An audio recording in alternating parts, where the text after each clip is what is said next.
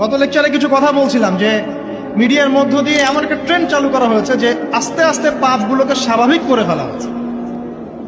সুদ খায় মানুষ, কোনো ফিলিংস নাই, মনে করে স্বাভাবিক, সবাই খায় আমিও খাই, এই যুগে না খেলে চলে নাকি। ঘুষ নেয় মানুষ, বলে স্বাভাবিক, ঘুষ ছাড়া কি চাকরি হয়, নর্মাল ট্রেন্ড। দুর্নীতি মানুষ করে, স্বাভাবিক, নর্মাল, ও তো করে, আমি করি তো কি হয়েছে, আমার বড়জনও তো করে। সেই বড়জন বলছে আমি করি তো কি হয়েছে, তার বড়জনও তো করে।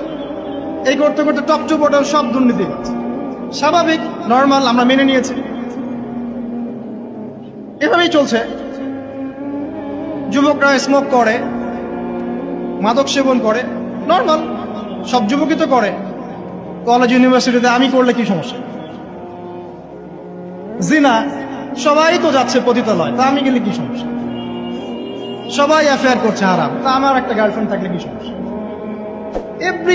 এভরিবডি হারামগুলোকে আমরা মেনে নিয়েছি এবং মিডিয়ার মধ্যে দিয়ে ট্রেন্ডটা চালু করা হয়েছে যেগুলো নর্মাল।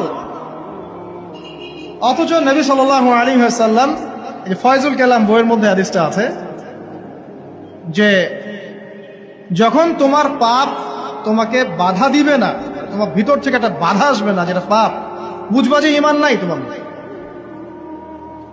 যখন ভিতর থেকে পাপ করলে একটা বাধা আসে, বুঝবা তুমি ঈমানদার।